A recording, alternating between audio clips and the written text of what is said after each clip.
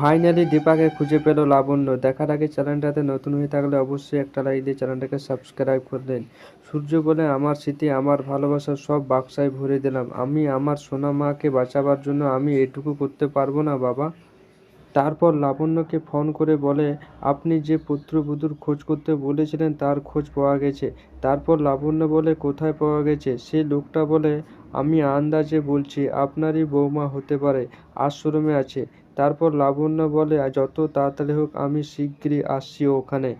আর এইদিকে দীপার জ্ঞান ফিরেছে আর সোনা রূপা ডাক্তারবাবুর খোঁজ করে আর বলে আমি কোথায় আছি, কিন্তু ওঠার চেষ্টা করলে আবার অজ্ঞান হয়ে পড়ে যায় দীপা। তারপর লাড্ডুর বাবার জ্ঞান ফিরে আর রূপাকে জিজ্ঞাসা করে, তুই কে মা? তুই কোথা থেকে এলে? বিন্দির দাদার মেয়ে তো তুই নস? তখন রূপা বলে, আমি বন্যায় ভেসে গেছি আর আমার মাও বন্যায় ভেসে গেছে। আর রূপার বাবা রূপার হাত ছেড়ে দিয়েছে রূপার বোনকে বাঁচাতে গিয়ে। আমার বাবা আমার হাতটা ছেড়ে দিয়েছে। তারপর লাড্ডুর বাবা রূপাকে বোঝায়, না না মা, তোর কোথাও ভুল হচ্ছে, কোনো বাবা এরকম করবে না। আমি তোকে তোর বাবার কাছে নিয়ে যাব। যদি তোর বাবা তোকে না রাখে তাহলে তুই আমার মেয়ে হয়ে থাকবি, লাড্ডুর দিদি হয়ে। তারপর রূপা বলে, আবার আমি ফিরে যাব?